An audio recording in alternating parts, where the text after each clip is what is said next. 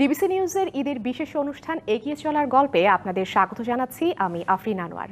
নারী তার স্টেরিওটাইপ পেশার ধারণা ভেঙেছে বহু আগেই। এখন চলছে এগিয়ে চলার নানান ধরন, বিভিন্ন ধরনের পেশা যা শুধু নারীর নিজস্ব জীবন নয় বরং নিজস্ব গবেষণায় প্রভাবিত করেছে সমাজ, দেশ, এমনকি আন্তর্জাতিক পরিমণ্ডলে। এমনই গতানুগতিকের বাইরে গিয়ে গবেষণা প্রযুক্তিকে ব্যবহার করে কেউ গবেষণা করেছেন জলবায়ু নিয়ে, কেউ আবার বিশেষ অবদান রেখেছেন কৃষি গবেষণায়। স্বীকৃতি অর্জন করেছেন বিশ্বের অন্যতম বিজ্ঞানীদের তালিকায় নিজের নাম লিখিয়ে।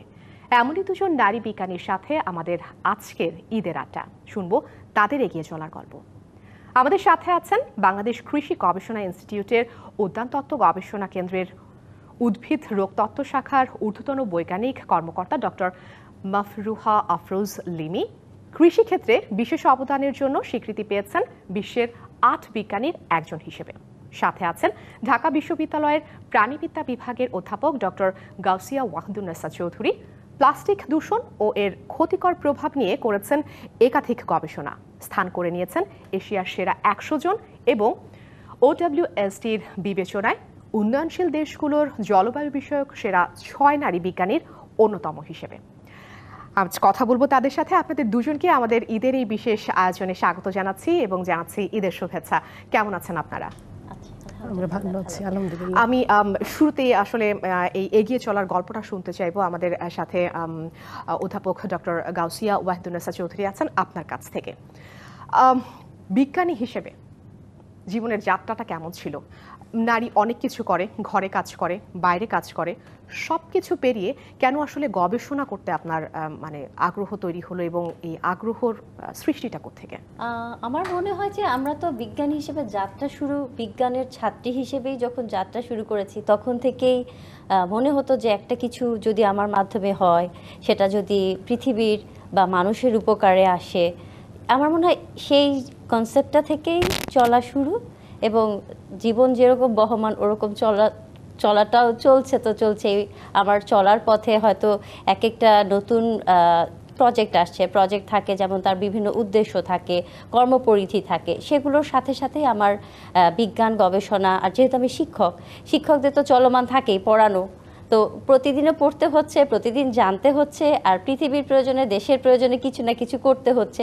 এভাবেই মনে হচ্ছে যে এগিয়ে চলা।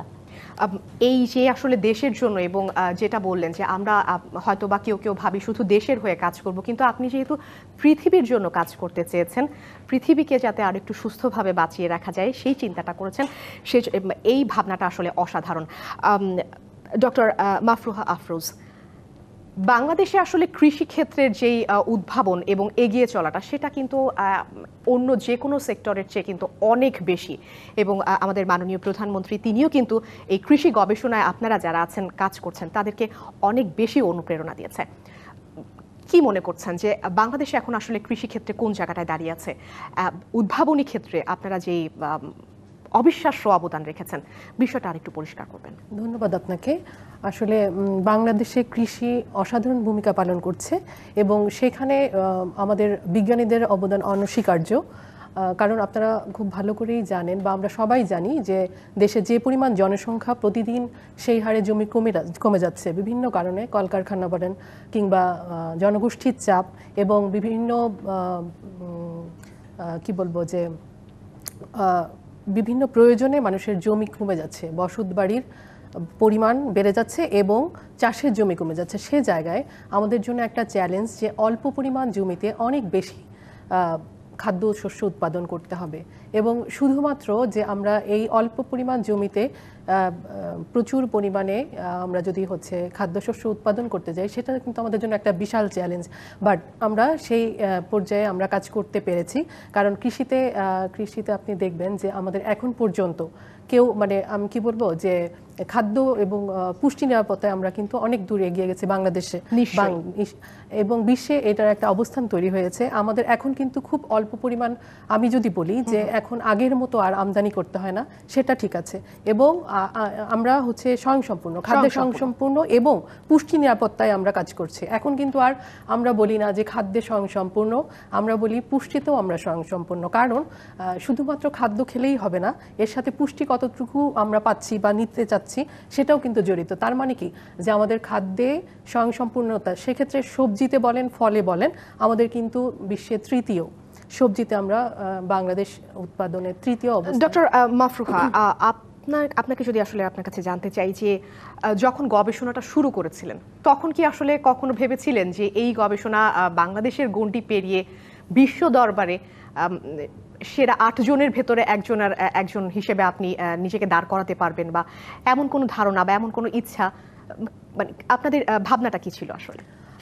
অ্যাকচুয়ালি আমি যখন বাংলাদেশ কৃষি গবেষণা ইনস্টিটিউটে জয়েন করেছি, আমরা চাকরি ক্ষেত্রে আসলে পড়াশোনা করেছি এগ্রিকালচারে, সো তখন থেকে একটা আগ্রহ ছিল যে কৃষিতে কিছু করতে হবে। তো করতে চাইলেই যে এটা করার সুযোগ হবে বা পাবো, আমি মহান আল্লাহ তাআলার কাছে অশেষ কৃতজ্ঞতা অনুভব করছি। কারণ আমি যখন অ্যাজ এ সায়েন্টিস্ট বা বিজ্ঞানী হিসেবে মানে জয়েন করেছি, তখন আসলে কাজ নিয়ে ব্যস্ত থাকতাম। কাজ কীরকম, যে মনে হতো যে এটা আমার কাজ, আমাকে করতে হবে, কিন্তু মানে কাজের প্রতি নিমগ্ন থাকা কিংবা পরিবারকে সময় দিয়ে কিংবা ধরেন যে সবাইকে সন্তুষ্ট করে সেই জায়গা থেকে আমার কাজের যে ধরন, যে আমি অফিসে যাই এবং অফিসের জন্য কাজ করি বা বাংলাদেশের জন্য কৃষিতে আমার কিছু কাজ দ্বারা মানুষ উপকৃত হবে, এরকম তখন ভাবি নাই। বাট একটা সময় আমি আসলে কাজের প্রতি সবসময় নিমগ্ন ছিলাম, যেটা ছিল যে নিবিড়ভাবে কাজ করার চেষ্টা করেছি, কাজের গুরুত্ব দিয়েছি এবং আমার যখন যেটা কাজ দিয়েছে আমার মনে হয়েছে যে এই কাজটা আমাকে করে দিতে হবে, কারণ এটা দেশের সাথে আমি কাজ করছি। সো সেইখান থেকে বলি আস্তে আস্তে দেখলাম যে দেশ ছাড়িয়ে মানে বিদেশের পরিমণ্ডলেও আমার কাজ করার সুযোগ হয়েছে, বিভিন্ন স্কোপ এসেছে। যে আপার মতো আমিও বলতে চাই, আমাদের বিভিন্ন প্রজেক্ট আসে, ইউএসএইড কিংবা ধরেন বিভিন্ন জায়গা থেকে আমাদের যে AVRDC, বিভিন্ন প্রজেক্টগুলি থেকে আমার কাজ করার সুযোগ এসছে। আমি বলবো যে আমার কাছে অপরচুনিটি এসছে, এরপরে ভাগ্য বলেন কিংবা আল্লাহ তাআলার অশেষ অবদান, মানে আমি কৃতজ্ঞ, কারণ এই কাজগুলির মাধ্যমে একসময় হয়তোবা আমার এই পরিচিতিটা আসছে। দেশের জন্য অবদান রাখার জায়গাটা থেকে আন্তর্জাতিকভাবে আপনি কাজ করার সুযোগ পেয়েছেন। ডক্টর গাউসিয়া ওয়াহিদুন্নেছা ম্যাম, একজন নারীর কিন্তু আমরা অধ্যাপক হই বা সাংবাদিক হই, আমরা বিভিন্ন পেশায় আছি, ডাক্তার হই, কিন্তু নারী গবেষক হিসেবে বা নারী বিজ্ঞানী হিসেবে কিন্তু আমাদের চিন্তার জায়গাটা অনেক ওপরে নিয়ে যেতে হয়। সেই জায়গায় এই যে এই যাত্রায় সবচেয়ে বেশি অবদান আপনার পেছনে আসলে কার ছিল? পরিবার হোক বা আপনার যারা শিক্ষকরা ছিলেন তাদের হোক, মানে এই পেছনের গল্পটা যদি আমাদেরকে একটু বলেন। সবার আগে বলতে হবে আমার আব্বু আম্মু, কারণ তারা আমাকে ছোটবেলা থেকেই সাপোর্ট দিয়েছেন। তারপরে আমরা যখন পড়াশোনা শুরু করেছি, জীবনের বিভিন্ন পর্যায়ে আমি খুব মানে দ্ব্যর্থহীন কণ্ঠে বলতে চাই, আব্বু আম্মুর পরে আমার শিক্ষক শিক্ষিকা যারা ছিলেন। আর হয়তো বাই নেচার আমি এমন ছিলাম যে যখন যেই শিক্ষক বা শিক্ষিকা যেটা বলতেন আমি সেটা শোনার চেষ্টা করতাম। আমার মনে হয় এটা মানে একজন শিক্ষার্থীর জন্য এটা অনেক বেশি গুরুত্বপূর্ণ, যে যখন যেটা বলছে, যেটা ভালোর জন্য বলছে সেটা ফলো করা বা সেই অনুযায়ী কাজ করতে চাওয়া। এটা হচ্ছে গেল যে বাবা মা শিক্ষক। তারপরে আমি বলবো যে মানে কিছু কিছু মানুষ থাকে যারা জীবনে আর কি আমাদের চেঞ্জ মেকার হিসেবে থাকে। তো আমি যখন পিএইচডি করতে গিয়েছি কমনওয়েলথ একাডেমিক স্টাফ স্কলারশিপ নিয়ে, আমার পরিচয় হয় আমার পিএইচডি এক্সামিনার প্রফেসর হেদা কোল্ডওয়ে। তো উনি আমার কাছে মনে হয় যে একজন চেঞ্জ মেকার। উনি আমার সাথে পিএইচডি যখন আমি ভাইভা দিলাম তখন আমার মনে হতো যে ওর সাথে যদি আমি পরবর্তীতে কাজ করতে পারতাম। এত বড় বিজ্ঞানী, উনি সি হর্স নিয়ে কাজ করছেন, সমুদ্রের নিচে যাচ্ছেন। পরবর্তীতে যখন আমরা 2019-এ হেদার যখন আমাকে কন্ট্যাক্ট করলো যে আমরা এরকম একটা প্রজেক্ট করছি যেটা প্ল্যানেট অর প্লাস্টিক, ন্যাশনাল জিওগ্রাফির, তুমি কি আমার সাথে কাজ করতে চাও কিনা, তখন আমার কাছে মনে হলো এটা তো আমার একেবারে স্বপ্নের একটা প্রজেক্ট। বা সেখানে আমি চেষ্টা করলাম যে আমি যেহেতু আমার শিক্ষকদের মাধ্যমে ইন্সপায়ার্ড হয়েছি, আমি সবসময় চাই যে আমি যেটা শিক্ষকদের যেটা ভালো লেগেছে আমার, সেটা যেন আমি আমার শিক্ষার্থীদের মাঝে দিতে পারি, যে আমার মধ্যেও কিছু একটা ভালো হোক, বা আমি যেটা শিখেছি সেটা যদি আমি আমার শিক্ষার্থীদের দিতে পারি। তো তখন আমি আমার ওই প্রজেক্টে আমার শিক্ষার্থীদের নিতাম। তো এরকম একটা কাজ আমার মনে হয় যে বাবা মা থেকে শুরু করে জার্নিটা একেবারে শিক্ষার্থী পর্যন্ত প্রত্যেকটা লেয়ারে কিন্তু আমাদের কেউ না কেউ আপনাকে উৎসাহ দিয়েছে। একটু যদি আমাদেরকে সংক্ষেপে বলেন যে এই যে প্রাপ্তিটা আন্তর্জাতিক পরিমণ্ডলে একটা প্রাপ্তি, যে আপনি একজন বিজ্ঞানী হিসেবে সেই তালিকায় আপনি নিজের স্থান তৈরি করে নিয়েছেন, সেই সাথে কিন্তু এই যে বিদেশিদের যে প্রজেক্টগুলো সেখানে আপনাকে রাখে, কোনটা অনেক বেশি আনন্দ দেয় আপনাকে আসলে? আমার কাছে মনে হচ্ছে যে যেমন বললাম যে পরিবার থেকে শুরু করে শিক্ষার্থী পর্যন্ত এখানে কিন্তু পরিবারে বাবা মার সাথে কিন্তু আমার এখন যে ফ্যামিলি স্ট্রাকচার সেখানে আমার হাজব্যান্ড আছে, আমার মেয়ে আছে, প্রত্যেকেই কিন্তু এখানে কোনটা আনন্দ দেয় আমার মনে হয় যে কাজের যখন আমি স্বীকৃতি পাই, যখন সেটা আন্তর্জাতিকই হোক অথবা আমাদের নিজের দেশেরই হোক, স্বীকৃতি এমন একটা জিনিস যেটা আমার নিজের মেয়ের কাছ থেকেও কিন্তু আসতে পারে, যে সেটা একেবারে আন্তর্জাতিক হলেই যে আমি আনন্দ পাবো সেটা পরিবার না। থেকেও একটা ব্যাপার আছে। মানে আমার ছোট মেয়ে সেও যখন বলছে যে না তুমি ভালো করছো, ভালো বলেছো, সেটাও কিন্তু মানুষের এক ধরনের বেশি উৎসাহ দেয়। প্রাপ্তি এবং প্রাপ্তি। মনে হয় যে আসলে আমার কষ্ট করে একটা কিছু করা বা একটা কিছু বলা সত্যি এটা একটা মানে ভালো কিছু করতে পারা। অসাধারণ, অসাধারণ। আমি আবারও একটু ফিরবো ডক্টর মাফরুহা আফরোজ আপনার কাছে। অনেক গবেষণা করেছেন, নিজে যখন স্টুডেন্ট ছিলেন তখনও করেছেন, এখনও নিশ্চয়ই অনেক স্টুডেন্ট নিয়ে কাজ করছেন। স্বীকৃতির যে জায়গাটার কথা বলছিলেন, বাংলাদেশে আসলে কতটুকু আপনি যেই আপনার কাজগুলো করছেন স্বীকৃতিটা পাওয়া যায়, আসলেই কি বা আদতেই কি সেই সঠিক স্বীকৃতিটা বা প্রাপ্তির জায়গাটা তুলে ধরবেন? ধন্যবাদ আপনাকে। আসলে স্বীকৃতি তো স্বীকৃতিই, ডেফিনেটলি আমি বলবো যে স্বীকৃতি, আন্তর্জাতিক স্বীকৃতিও যেমন, স্বীকৃতি কিন্তু মানুষের একটা দোয়ারও ব্যাপার না, যে স্বীকৃতি মানে কি সেখান থেকে আসে মানুষের মন থেকে, যে আমি একটা কাজ করেছি সেটার একটা প্রাপ্তি, এবং সেটা যদি দেশের কাজে লাগে, মানুষের কাজে লাগে, তখনই কিন্তু একটা মানে স্বীকৃতি পাওয়া যায়। তো আমার মনে হয় দেশে বা বিদেশে সেম, মানে এরকম না যে আন্তর্জাতিক পরিমণ্ডলে যতখানি স্বীকৃতি পাওয়া গেছে দেশের ক্ষেত্রে একটু অন্যরকম না। ডেফিনেটলি দুই ক্ষেত্রেই একই রকম স্বীকৃতির জায়গাটা, আমি বলবো একই রকম। কারণ আমরা যখন কোনো কাজ করি, সেটা যখন আমরা কোনো কেউ অ্যাকনলেজ করে, কিংবা ধরেন কেউ বলে যে না তোমার এই কাজটা ভালো হয়েছে, কিংবা এটা আমার দেশের কাজে লাগছে, এবং এরপরে আমি যখন যেমন আমি যদি একটু বলি যে আমি পড়াশোনা যখন ওহাইও স্টেট ইউনিভার্সিটিতে পিএইচডি করলাম, তারপরে ওখানে আমার প্রফেসর ছিল প্রফেসর স্যালি এ মিলার। তো ওখানে যে কাজগুলি শিখে আসলাম আমি, ওখানে যে কাজগুলো মলিকুলার লেভেলের কাজগুলি করে আসছি, স্পেশালি বাংলাদেশে তখন, এখনও হয়তো বা আমাদের সেই সুযোগগুলি অনেক কম, কারণ আপনারা জানেন যে এটার অনেক কি বলবো যে এক্সপেন্সিভ হয়ে যায়, কস্ট ইফেক্টিভ হয় না। এই যে বাংলাদেশে কাজের সুযোগের যে বাংলাদেশ এবং বাংলাদেশের বাইরে যে সুযোগের তারতম্যের বিষয়টি, এই বিষয়টি নিয়ে আমরা নিশ্চয়ই কথা বলবো, তবে সময় হয়েছে ছোট্ট একটি বিরতির। এগিয়ে চলার গল্পের এই পর্যায়ে নিচ্ছে ছোট্ট একটি বিরতি, সাথেই থাকুন। বিরতির পর আবারও স্বাগত জানাচ্ছি ঈদের বিশেষ অনুষ্ঠান এগিয়ে চলার গল্পে। আমাদের সাথে আছেন বাংলাদেশ কৃষি গবেষণা ইনস্টিটিউটের উদ্যানতত্ত্ব গবেষণা কেন্দ্রের উদ্ভিদ রোগ তত্ত্ব শাখার ঊর্ধ্বতন বৈজ্ঞানিক কর্মকর্তা ডক্টর মাফরুহা আফরোজ লিমি, এবং সাথে আছেন ঢাকা বিশ্ববিদ্যালয়ের প্রাণীবিদ্যা বিভাগের অধ্যাপক ডক্টর গাউসিয়া ওয়াহিদুন্নেসা চৌধুরী। বিরতির পর আবারও স্বাগত জানাচ্ছি আপনাদের। আমি কথা বলছিলাম যে আবার আগে মাফরুহা ম্যাম আপনার সাথে, যেটা আসলে বলছিলেন যে যেই কাজের ক্ষেত্রে বাংলাদেশ এবং দেশের বাইরে আসলে সুযোগটা কতটুকু। দেশের বাইরে নিশ্চয়ই প্রযুক্তির দিক থেকে তারা অনেক বেশি এগিয়ে, আমরাও এগোচ্ছি, কিন্তু তারপরও স্টুডেন্টদের ক্ষেত্রে যারা আসলে গবেষণা করছে, আপনারা যারা গবেষণায় তাদেরকে সহযোগিতা করছেন, এই বিষয়টা যদি একটু পরিষ্কার করেন। আসলে এটা মানে অনস্বীকার্য যে বাইরের যে সুযোগগুলি আমাদের থাকে, আমাদের দেশের সাথে তার তারতম্য অবশ্যই আছে, বিভিন্ন ক্ষেত্রেই সেটার তারতম্য পরিলক্ষিত হয়। আপনারা খুব ভালো করেই জানেন যে আসলে আমাদের দেশের তুলনায় মানে গবেষণার সুযোগগুলি কম, কারণ বাইরের ক্ষেত্রে কি হয়, প্রযুক্তি, টেকনোলজি বলেন কিংবা কস্ট, হ্যাঁ, এক্সপেন্সিভ রিসার্চগুলি কিন্তু আমাদের দেশের ক্ষেত্রে একটু হলেও সীমিত, বা অনেক ক্ষেত্রে সুযোগও নেই। হ্যাঁ, সব কিছু মিলায় যেহেতু কস্ট ইফেক্টিভ হয় না, কিংবা এক্সপেন্সিভ, কিংবা টেকনোলজির অভাব, সব কিছু মিলিয়ে কিন্তু আমাদের দেশের কিছুটা লিমিটেশনস আছে। সেক্ষেত্রে বিশ্বের উন্নত দেশগুলিতে অনেক বেশি সুযোগ। তো আমার মনে হয় আমাদের দেশের যারা শিক্ষার্থী আছে, কিংবা এখন যারা বাইরে যাওয়ার জন্য তৈরি হচ্ছে কিংবা পড়াশোনা করছে, তাদের জন্য আমাদের সময়ে হয়তো সুযোগ ছিল, কিংবা আমাদের অপরচুনিটিগুলো চলে এসছে। আমি বলবো এখন কিন্তু অনেক ধরনের লিঙ্কেজ, এবং আগের মতো এখন প্রযুক্তি কিন্তু অনেক ডেভেলপ করে গেছে বাংলাদেশে। হ্যাঁ, ইন্টারনেটের যুগ, আগে ওয়াইফাইয়ের যুগে, এখন যদি কেউ একটা শুধুমাত্র ক্লিক করে কোনো লিঙ্কে, তাহলেই কিন্তু সে যেতে পারবে, তাহলেই কিন্তু সে সুযোগ করে নিতে পারছে। যে কোনো দেশে সে একটা লিঙ্কের মাধ্যমে সে দেখবে কোন কোন ক্রাইটেরিয়া চাচ্ছে, সেখানে সুযোগগুলো অনেক বেশি ডেভেলপ করে গেছে। হ্যাঁ হ্যাঁ, সো কেউ ইচ্ছে করলেই সেই জায়গায় মানে ক্লিক করে যার যার ক্রাইটেরিয়া হিসেবে নিজে। এই বিষয়ে ডক্টর গাউসিয়া ওয়াহিদুন্নেসা, আপনার অভিজ্ঞতাটা একটু জানতে চাইবো, যে দেশের বাইরে গবেষণা করেছেন, দেশের বাইরে আপনি আপনার স্কলারশিপ নিয়ে কাজ করেছেন, বাংলাদেশ এবং বাইরের দেশগুলোর সাথে পার্থক্যটা এবং কি ধরনের আপনি ভেদাভেদ লক্ষ্য করেন, বা আপনার যারা স্টুডেন্ট আছে, যারা আপনার অধীনে কাজ করছে, তাদের ক্ষেত্রে আসলে আপনার আচরণটা কেমন হয়ে থাকে? যেটা মাফরুহা বললেন, ডক্টর মাফরুহা বললেন যে আসলে কিন্তু এখন প্রযুক্তির কারণে অনেক কিছু অনেক ওপেন, মানে আমি চাইলেই আমার একজন শিক্ষার্থী অনেক কিছু মানে নিজের মতো করে গুছিয়ে নিতে পারে।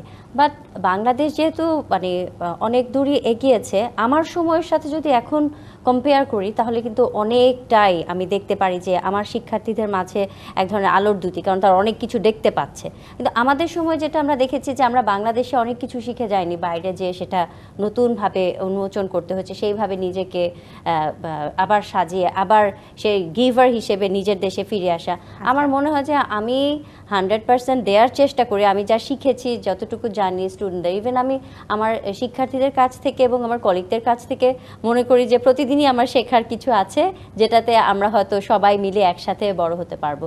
লিমিটেশনের কথা যেটা বলছিলেন, যে আমার যখন গবেষণা কাজ আমার দেশে শুরু করি, বা একজন এখন যে অনেক ফিমেল স্টুডেন্টস যাদেরকে আমরা সুপারভাইজ করি, তাদের ক্ষেত্রে আমরা দেখি যে লিমিটেশন রিসোর্সেসের যেমন আছে, আমাদের ওপেননেস মাইন্ডসেটেরও এক ধরনের লিমিটেশন আছে। যে অনেকে আমাদের ধরে না যে পারবে কি পারবে না, মানে ও একজন মেয়ে শিক্ষার্থী, তাহলে পারবে কি পারবে না, ওর জন্য তো ল্যাব ভালো। এই জায়গাটাতে আমি আপনার কাছে একটু প্রশ্ন রাখতে চাই যে যারা আসলে নারী আছেন, যারা গবেষণা করতে চান সামনের দিনগুলোতে, তাদের ক্ষেত্রে আসলে একজন শিক্ষক হিসেবে আপনি কি কি প্রতিবন্ধকতা দেখেন? কোনো ধরনের পারিবারিক বা মানসিক কোনো, একজন গবেষক হয়ে ওঠাটা কিন্তু অনেক সুদূর প্রসারী চিন্তা ভাবনা এবং অনেক প্রতিকূলতা পেরিয়েই তাকে হতে হয়। এই ধরনের দু একটা অভিজ্ঞতা আপনার কাছ থেকে জানতে চাইব।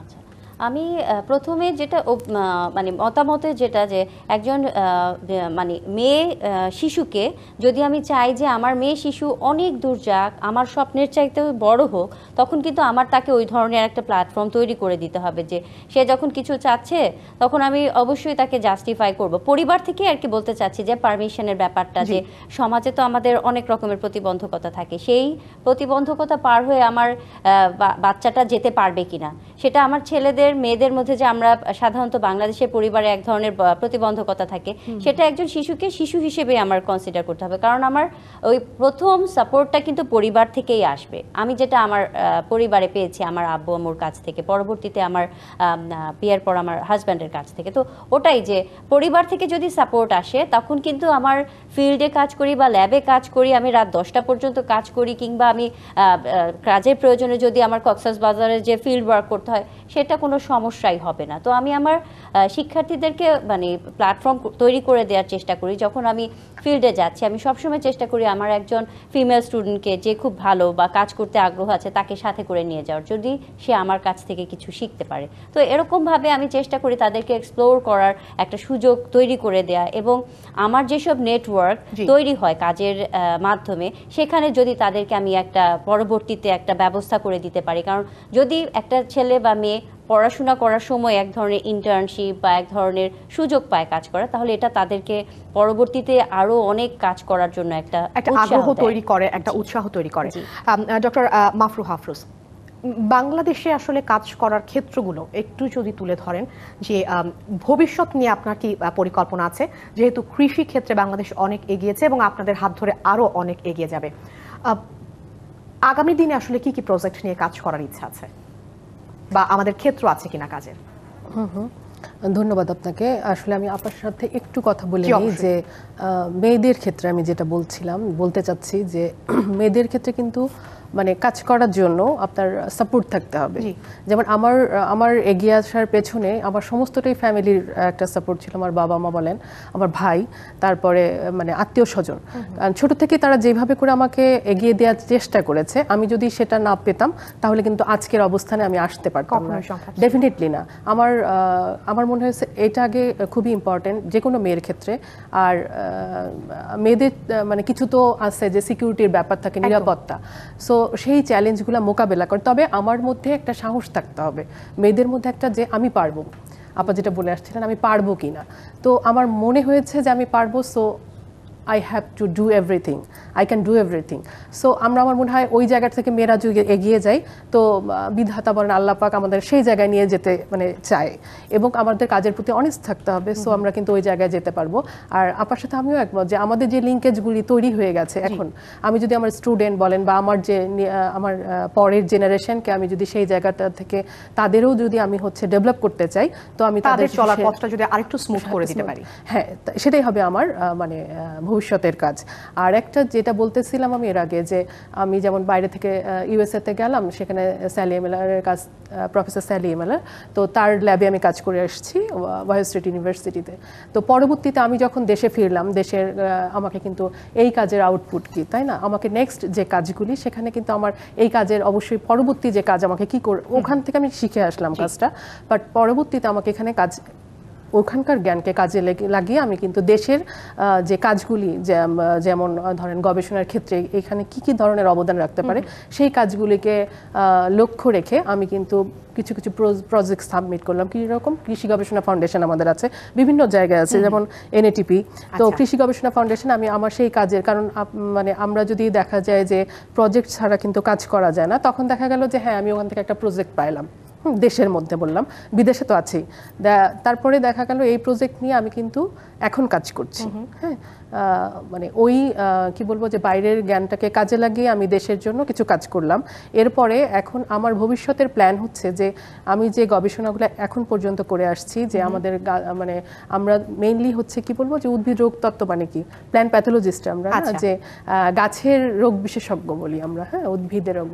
তো আমার কাজগুলি এখন, যে আমি চাই যে আমি যে এখনকার কাজগুলি করছি, আমি চাইবো যে ভবিষ্যতে আমি এই ওয়ার্ক প্ল্যানগুলিকে আরো সুন্দর করে সাজিয়ে, এবং আমি চাই যে যে কোনো রোগে মানে আইপিএম পদ্ধতিতে, আমরা জানি যে আমি হয়তো অত বেশি, আজকের আলোচনাটা আমাদের আসলে ঈদ স্পেশাল, যেহেতু আমি আর অত গভীরে কোনো কথা বলতে চাচ্ছি না, বাট আমি যেটা বলতে চাই যে ভবিষ্যতে আমরা চাই যে আমাদের এই কাজগুলি আরও সামনের দিকে এগিয়ে নিয়ে যাব, এবং এটা সম্প্রসারণ করার চেষ্টা করব, এবং ভবিষ্যতে আমাদের যেন খাদ্য স্বয়ংসম্পূর্ণ খাদ্য এবং পুষ্টি নিরাপত্তায় আমরা স্বাবলম্বী হই, সেই জায়গা থেকে আমরা যেন কাজ করতে পারি, গবেষণার ক্ষেত্রকে আমরা আরো মানে বিস্তৃত পরিসরে নিয়ে যেতে পারি। অসাধারণ, অসাধারণ। নিশ্চয়ই এটাতে বাংলাদেশ আরো অনেক দূর এগিয়ে যাবে। ডক্টর গাউসিয়া ওয়াহিদুন্নেসা ম্যাম, বাংলাদেশকে রিপ্রেজেন্ট করছেন, পুরো বিষয়টা আসলে আপনার কাছে কেমন লাগে? আপনি কেমন অনুভব করেন যে আপনার কাজ দ্বারা, যেটা বলছিলেন যে শুরুতেই আমরা যেটা শুনেছি যে পুরো পৃথিবীর মানুষ উপকৃত হবে, জলবায়ু নিয়ে কাজ করেছেন, প্লাস্টিক দূষণ থেকে দেশকে বাঁচাতে বা বিশ্বকে বাঁচাতে কাজ করে যাচ্ছেন, আমরা আসলে কোন দিকে যাচ্ছি এই বিষয়গুলোতে? বাংলাদেশের অবস্থা কি, কতটুকু আসলে আমরা এগোতে পেরেছি? আমার মনে হয় আমার 2019-এর যে ন্যাশনাল জিওগ্রাফিক সোসাইটির কাজ, যেটা ছিল ন্যাশনাল জিওগ্রাফির মতো একটা প্রতিষ্ঠানের লার্জেস্ট ফিমেল লেড টিম, এবং ওখানে আমি বাংলাদেশের টিম লিডার ছিলাম, এবং আমার টিমে যারা ছিলেন যেসব মানে ব্রাইটেস্ট মানে সায়েন্টিস্ট বা আমার টিমমেটরা সবাই ছিলেন, তো তাদেরকে নিয়ে আমরা কাজ করেছি, এবং এখন ওই কাজটা কিন্তু আমাকে একটা মানে উদাহরণ তৈরিতে সাহায্য করেছে, যে যখন কাউকে একটা দায়িত্ব দেওয়া হয়, কারণ আমরা জীবনের প্রত্যেকটা ক্ষেত্রে আমরা প্রত্যেক ফিমেল সায়েন্টিস্ট বলেন বা মানে মহিলা যে কোনো পেশায় থাকি, আমরা প্রত্যেকেই জানি আমাদের অনেক প্রতিবন্ধকতার মধ্য দিয়ে যেতে হয়, এবং প্রত্যেকেই আমাদের দিকে প্রশ্নবিদ্ধ চোখে তাকায় আসলে কি পারবে কিনা। বাট ওই কাজটা আমাকে একটা বড় প্ল্যাটফর্ম দিয়েছে, যে নারীরা কি পারে কি পারে না, বা আমার জন্য দেখানোর যে আমিও পারি। তো আমার কাছে মনে হয়েছে যে আসলেই আমরা যদি ইচ্ছা করি আমরা অনেক কিছু করতে পারি, এবং আমাদের এই পাড়ার জায়গাটাতে আমাদের অবশ্যই ভবিষ্যৎ প্রজন্মকে সম্পৃক্ত করতে হবে, এবং তাদের জন্য একটা প্ল্যাটফর্ম তৈরি করে দিয়ে যাওয়া। তো প্লাস্টিক দূষণ নিয়ে আমি যেটা 2019-এ আমরা যেখানে ছিলাম, আজকে যদি 2024-এ আমরা তাকাই, আমরা কিন্তু এখন আমাদের প্লাস্টিক ওয়েস্ট ম্যানেজমেন্ট প্ল্যান আমরা কাজ করছি সুন্দরবনে। এটা পুরো বাংলাদেশের জন্য কিন্তু প্লাস্টিক ওয়েস্ট ম্যানেজমেন্ট কিভাবে করবে তার একটা অ্যাকশন প্ল্যান তৈরি করেছে বাংলাদেশ সরকার। তো ওই কর্মপরিধি অনুসরণ করে কিন্তু এখন অনেক বিজ্ঞানী তাদের নিজ নিজ প্রতিষ্ঠানে কাজ করছে। ইভেন আমি যখন দেখি, আমার একজন শিক্ষার্থী বলছে, আমি স্বপ্ন দেখি যে ঢাকা বিশ্ববিদ্যালয় একদিন প্লাস্টিক বর্জ্য মুক্ত হবে। ইভেন আমার কোলাবোরেশনে কাজ করি শাহজালাল বিজ্ঞান ও প্রযুক্তি বিশ্ববিদ্যালয়ের সাথে, তো ওখানকার ছাত্রছাত্রীরা এত সুন্দর কাজ করছে বা আমাদের শিক্ষার্থীরা এত সুন্দর কাজ করছে। তো আমার মনে হয় যে আমরা কাজ শুরু করেছি, আমাদের কাজের সার্থকতা থাকবে যে তাদের মাঝে যে আমাদের বেঁচে থাকাটা, তো ওই সবাই মিলে একসাথে এগিয়ে যাওয়া। নিঃসন্দেহে এই কাজ এগিয়ে যাক এবং সেই সাথে দেশ এগিয়ে যাক, আমরা নারীরা এগিয়ে যাই। আর সময় হলো একটি ছোট্ট বিরতির। ঈদের বিশেষ অনুষ্ঠান এগিয়ে চলার গল্পের এই মুহূর্তে নিচ্ছে একটি বিরতি, সঙ্গে থাকুন। ঈদের বিশেষ অনুষ্ঠান এগিয়ে চলার গল্পে আবারও স্বাগত জানাচ্ছি বিরতির পর, এবং আমাদের সাথে আছেন বাংলাদেশ কৃষি গবেষণা ইনস্টিটিউটের উদ্যানতত্ত্ব গবেষণা কেন্দ্রের উদ্ভিদ রোগতত্ত্ব শাখার ঊর্ধ্বতন বৈজ্ঞানিক কর্মকর্তা ডক্টর মাফরুহা আফরোজ লিমি, এবং সাথে আছেন ঢাকা বিশ্ববিদ্যালয়ের প্রাণীবিদ্যা বিভাগের অধ্যাপক ডক্টর গাউসিয়া ওয়াহিদুন্নেসা চৌধুরী। বিরতির পর আবারও স্বাগত। আমাদের ঈদের আলোচনা হচ্ছিল এবং সেই সাথে এগিয়ে চলার গল্প দুজনের, বা আপনাদের দুজনকে দিয়ে পুরো নারী জাতি যারা আছেন তাদের সকলের। ডক্টর মাফরুহা আফরোজ, সামনের দিনগুলোতে আসলে নারীদের ক্ষেত্রে আপনি কি বার্তা দেবেন? ধন্যবাদ। আমার মনে হয় যে গবেষণার ক্ষেত্রেই বলেন বা যে কোনো ক্ষেত্রে একটা মেয়েকে অবশ্যই সাহসী হতে হবে। তার নিজের মধ্যে একটা সাহস যোগাতে হবে যে যে কোনো জিনিস আমি পারবো। আমার মনে হয় এই কথাটা আমি আগেও বলেছি যে আমার পক্ষে সব কিছু সম্ভব, আমি পারবো না এমন কোনো কাজ নেই। আর আমরা যদি কোনো কাজ নিজের আগ্রহে নিতে চাই, সেই কাজটা কিন্তু আমাকে সফলতা এনে দিতে পারে বলে আমি বিশ্বাস করি। কারণ আমার দ্বারা এটি হয়েছে সো আমি বিশ্বাস করি যে সমস্ত মেয়ের পক্ষে এটা করা সম্ভব। তো মেয়েদের জন্য আমার একটাই বার্তা যে আমরা যারা যার সেক্টরে আছি, আর অবশ্যই গবেষণার ক্ষেত্রে তো বলবোই, যা সেক্টরে আমরা যেন ঠিকমতো কাজ করে বা নিরলস কাজ করে যে কোনোভাবেই আমরা আমাদের মানে উদ্দেশ্যকে সাকসেসফুল করতে পারি, অবশ্যই সফলতা আমাদের জীবনে আসবে। কোনো কিছু নিয়ে হতাশ হওয়া যাবে না। মানে একদিনেই কিন্তু সফলতা আসবে না। কাজ আপনি করে যাবেন বা কাজ আমি করে যাব, বাধাও আসবে। বাধা তো অবশ্যই আসবে। প্রতিবন্ধকতা মানে কি চ্যালেঞ্জিং। একটা মেয়ে বা একটা ছেলে, আমি যদি ডিফারেন্ট মানে করি, যেমন একটা মেয়ে সব জায়গায় যেতে পারবে বা তার প্রোটেকশন দরকার, সিকিউরিটি দরকার, এটা আমরা সবাই জানি। সো প্রতিবন্ধকতা আসবেই, চ্যালেঞ্জিং আসবে, এটাকে পজিটিভলি থিঙ্ক পজিটিভলি, এবং আমরা যদি এভাবে চিন্তা করতে পারি আমরা কিন্তু অবশ্যই এগিয়ে যাব এবং আমাদের পক্ষে সেটা সম্ভব। এবং আমার গবেষণার মেয়েরাও যারা আছে, আমরা সবাই যদি একসাথে একটা টিম ওয়ার্কে কাজ করি, বাইরে যেটা আমাদের সবসময় বলা হতো যে বাইরের কাজগুলি বিদেশে যেখানেই বলেন আপনি, সবাই কিন্তু একটা টিম ওয়ার্কে কাজ করে। হ্যাঁ, তো আমরাও যদি সেভাবে কাজ করে যাই, ভবিষ্যতে আমরা সুন্দর একটা বাংলাদেশ মানে গর্ব বলে আমি বিশ্বাস করি, এবং এটা আমাদের পক্ষেই সম্ভব, মেয়েদের পক্ষেই সম্ভব। এবং আমি বলবো না যে আমি কি বলবো যে সবাই মিলে আমরা কাজ করব, ঠিক আছে, বাট মেয়েরা আমরা পিছিয়ে নেই, আমরা আমাদেরকে সামনে এগিয়ে যেতে হবে এবং যার যার স্বীকৃতি নিয়ে যার অবস্থান থেকে, এবং সেটা কিন্তু আদায় করে আমাদেরকেই নিতে হবে। তখন আমাদেরকে কিন্তু কেউ ডিপ্রাইভ করতে পারবে না। ডক্টর ওয়াহিদুন্নেসা, আপনার জায়গা থেকে আসলে পুরো নারী জাতির জন্য কি বার্তা থাকবে যারা আসলে কাজ করছেন বিভিন্ন সেক্টরে, একেবারে তৃণমূল থেকে শুরু করে দেশের ঊর্ধ্বতন অবস্থায়? আমি বলতে চাই যে আমাদের উই নিড মোর সিস্টারহুড। একেবারে তৃণমূলে যে আছে সে যদি আমার কাছে আসে, আমার তাকে হাত বাড়িয়ে সাহায্য করতে হবে। আবার আমিও যদি চাই তৃণমূলের কাছ থেকে কোনো সাহায্য নিতে, তাকেও উই নিড মোর সিস্টারহুড। আমি একটা উদাহরণ বলতে চাই যে আমার গত বছর আমার কেমব্রিজ বিশ্ববিদ্যালয়ে আমার সুপারভাইজার তার একজন শিক্ষার্থী নিয়ে আসলেন আমার একটা গবেষণা প্রকল্পে কাজ করার জন্য। তো তখন একেবারে ঈদের রোজার বন্ধ হয়ে যাচ্ছে, আমার ইনস্ট্রুমেন্ট নষ্ট হয়ে গিয়েছে। তো আমি কিন্তু আমার বিভাগে একটা ডিওমিটার খুঁজে পাইনি, বাট আমার আমি একটা হলের দায়িত্বে আছি এখন। আগের যিনি প্রভোস্ট ছিলেন প্রফেসর তৌহিদা রশিদ আপা, তো ওনার কাছে বলা মাত্র উনি দিয়েছেন। তো এইটা আমি এখনো প্রতি ক্ষেত্রে আমি এটা অ্যাকনলেজ করি ওনাকে, যে এটা তো আমাদের একজনকে একজনের মানে সাহায্য করতে হবে। তো আমি মেয়েদের জন্য বলবো যে ড্রিম বিগ এবং হেল্প ইচ আদার। আর আমি স্বপ্ন দেখি যে বাংলাদেশে গবেষণা বান্ধব নারীদের জন্য গবেষণা বান্ধব, মানে নারী পুরুষ সবার জন্যই, কিন্তু নারীদের জন্য বিশেষ করে একটা গবেষণা বান্ধব পরিবেশ তৈরি হবে। কারণ আমি মানে সত্যি সত্যি বিশ্বাস করি যে আমাদের পৃথিবী এখন যেই সময় বা যেই ক্রাইসিসের মধ্য দিয়ে যাচ্ছে, we need more women leadership. আমাদের ডিসিশন মেকিংয়ে উই নিড মোর উইমেন, এবং আমরা চাই যে এরাই চেঞ্জ মেকার এবং এদের মাধ্যমেই আমরা একটা সুন্দর পৃথিবীর স্বপ্ন দেখতে পারি। আমরা একেবারে শেষ পর্যায়ে চলে এসেছি। দুজনের কাছ থেকে আসলে আমি সংক্ষেপে জানতে চাইবো যে সেই দিনটার কথা যেদিন আসলে একজন বাংলাদেশি হিসেবে আপনাকে আরো বিদেশিদের তালিকায় যুক্ত করা হলো, কেমন অনুভব করছিলেন? নিজের কাজের অবদান বা এই কাজটা আমি করেছি সেটার একটা প্রাপ্তি অন্য অনেকগুলো বিদেশিদের পাশে যখন নিজেকে দাঁড় করালেন, বাংলাদেশকে আসলে তারা কি কোন চোখে দেখছে এখন? এই অনুভূতিটা আমি আমি পাওয়া শুরু করেছি যখন আমি কমনওয়েলথ একাডেমিক স্টাফ স্কলারশিপে গেলাম, অনেকের সাথে মিশছি, যেটা আপা বলছিলেন যে একটা টিম ওয়ার্ক, তখন আমার কাছে মনে হয়েছে যে একরকম যাত্রা শুরু। আবার OWSJ অ্যাওয়ার্ড যখন পেলাম তখন আমার মনে হলো যে মানে এটা আমি যদি আমার দেশকে রিপ্রেজেন্ট করার মতো একটা জায়গায় যদি আমি আসতে পেরেছি, এটা সত্যি সত্যি কি মানে প্রথমে একটু মনে হয়েছিল যে বিশ্বাস হচ্ছিল হ্যাঁ হ্যাঁ, না। মানে আমার একজন স্টুডেন্ট ফোন করে বললো, ম্যাডাম এটা আমি দেখলাম নিউজে, বলছি হ্যাঁ আমিও তো পেয়েছি ইমেইল, হ্যাঁ এরকম আর কি বললাম। কিন্তু তখন আমার কাছে সত্যি মনে হয়েছে যে আমি একজন মুক্তিযোদ্ধার সন্তান, আমার বাবা যুদ্ধ করে দেশ স্বাধীন করেছে, তো আমার সবসময় চেষ্টা থাকে দেশের জন্য যদি আমি একটা কিছু করতে পারি, সেটা ছোট হোক, তাহলে মনে হবে যে মুক্তিযোদ্ধার সন্তান হিসেবে আমার জীবন সার্থক। তো আমার কাছে মনে হয়েছে যদি আমি আন্তর্জাতিক পরিমণ্ডলে অল্প কিছুও করতে পারি দেশের জন্য, সেটা আমার মানে জীবনের সার্থকতা আর কি। অসাধারণ, অনেকটা পথ এগিয়ে গেছেন, দেশকে এগিয়ে নিয়েছেন। জানতে চাইবো ডক্টর মাফরুহা আফরোজ আপনার কাছ থেকে সেই দিনটার গল্প।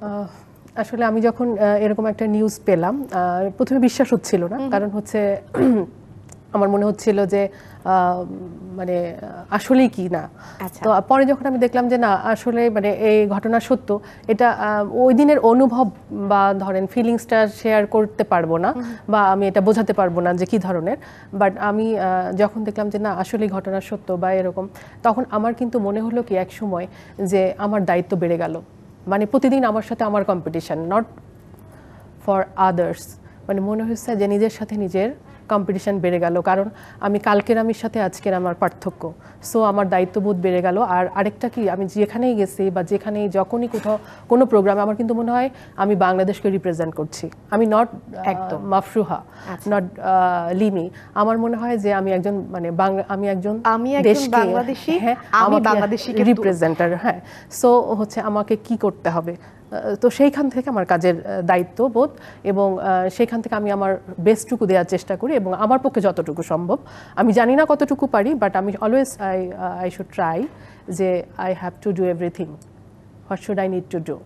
সো আমার মনে হয় যে প্রত্যেকটা মেয়েই যদি আমরা এভাবে এগিয়ে আসি, একদিন বাংলাদেশ অবশ্যই একটা ভালো জায়গায় চলে যাবে। আমার মনে হয় এখনও আমার কাছে অনেকে বলে যে তুমি দেশের জন্য, মানে আছে না যে বাইরের থেকে এসে দেশের জন্য, আমার মনে হয় এখনও আমার অনেক কিছু করার আছে। সামনের দিনগুলোতে আমার চেষ্টা থাকবে অব্যাহত। আমি এখন পর্যন্ত যেই কাজগুলি করে আসছি, এবং গবেষণার ক্ষেত্রে তো অবশ্যই আমি চাই যে আমি এই জায়গার থেকে আরও সামনের দিকে এগিয়ে যাব, এবং বিভিন্ন কাজগুলিকে সংঘবদ্ধ করে এবং বিভিন্ন ইন্টারন্যাশনালি যে লিঙ্কেজগুলি আমার সাথে আছে তাদেরকে একত্রীভূত করে আমি চাই যে আমার দেশকে আমি আরো এগিয়ে নিয়ে যেতে। অসাধারণ, এবং আপনাদের হাত ধরে দেশ এগিয়ে যাক, সেই সাথে বাংলাদেশ আরো অনেক দূর আন্তর্জাতিকভাবে নিজেদের অবদান রাখতে শিখুক। সেই পথ চলায় আপনারা নিশ্চয়ই যারা আসছেন ভবিষ্যৎ প্রজন্ম, তাদেরকে সহযোগিতা করবেন। অনেক ধন্যবাদ জানাচ্ছি আমাদের সাথে আপনাদের মূল্যবান সময় ভাগ করে নেওয়ার জন্য, এবং ঈদের শুভেচ্ছা জানাচ্ছি আবারও দুজনকে। আপনাকে অসংখ্য ধন্যবাদ। ঈদের বিশেষ অনুষ্ঠান এগিয়ে চলার গল্প আজ এখানেই শেষ করছি। আমরা শুনলাম বাংলাদেশের দুজন বিখ্যাত নারী বৈজ্ঞানিকের কথা, এবং তারা বাংলাদেশের জন্য কাজ করেছেন। তারা কিন্তু শুধু বাংলাদেশ নয়, তারা আন্তর্জাতিক, অর্থাৎ পুরো পৃথিবীটাকে কিভাবে ভালো রাখা যায়, পৃথিবীর মানুষগুলোকে কিভাবে ভালো রাখা যায়, সেই চিন্তা করেই কিন্তু এগিয়েছেন, এবং বিশ্ব দরবারে আজ বাংলাদেশ এক অনন্য উচ্চতায় পৌঁছে গেছে। শুভেচ্ছা সবাইকে, সাথে থাকার জন্য ধন্যবাদ।